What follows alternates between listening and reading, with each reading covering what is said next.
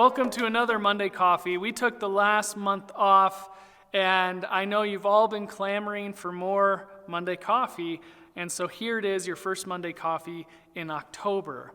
I want to talk about something I've been dwelling on lately and thought of way back from my childhood that I thought is actually a good story and reminder for us today.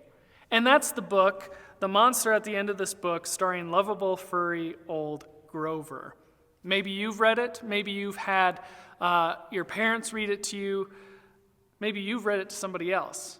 But this book from Sesame Street is all about Grover being scared about the monster at the end of this book. He doesn't know what this monster is like, and so he's trying to keep you from turning the pages.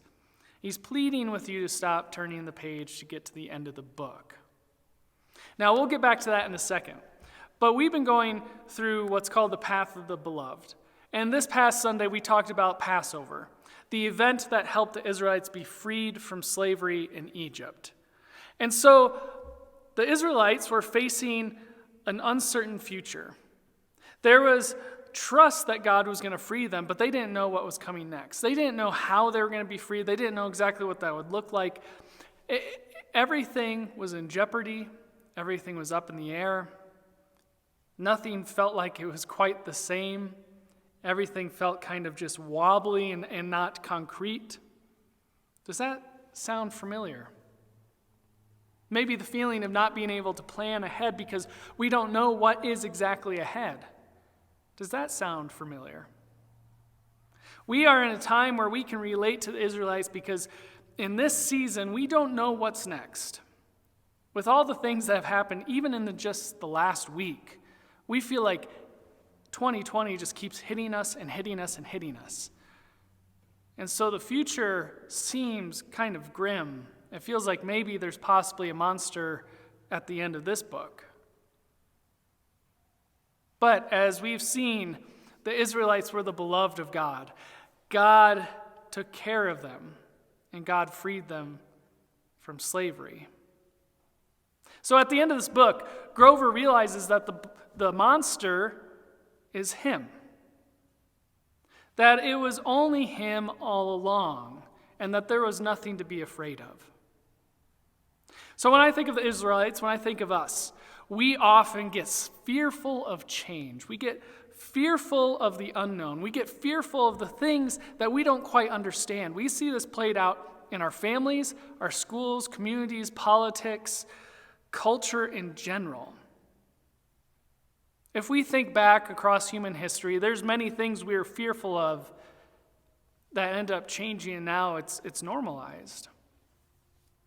If we think about with our brothers and sisters who are African American, when slaves were freed, they still weren't totally free, right? There was segregation. And we are fearful of desegregation. We were fearful of that at that time, and now it is normal, but we're still now fighting for the next step to equality and some of us are still fearful of that because we feel like we've already got there and we don't quite understand what people are talking about when they say there isn't racial equality.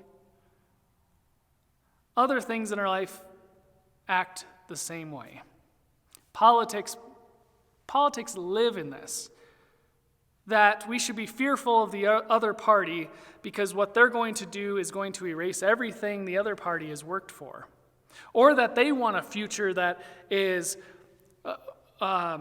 not correct for the country, and so we use these fear tactics. We say there's a monster at the end of this book when we talk about the other.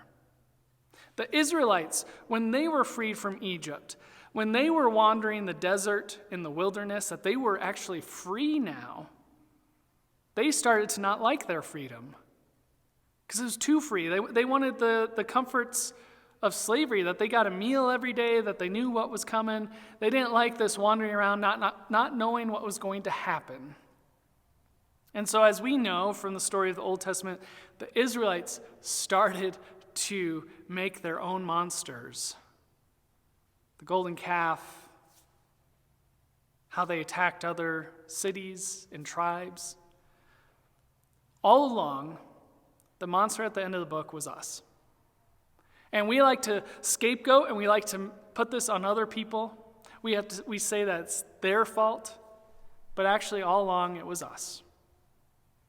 And so if we rediscover every day that we are the beloved of God, and that our job in this world is to bring heaven to earth now, by loving our neighbor as ourselves, by loving God, then everything else can fall and drift away. That doesn't mean we're not going to be fearful sometimes. There's times when fear is a good emotion to feel. But when it's of the unknown and of the other, we got to check ourselves. Because more than likely, it's not them, but it's us.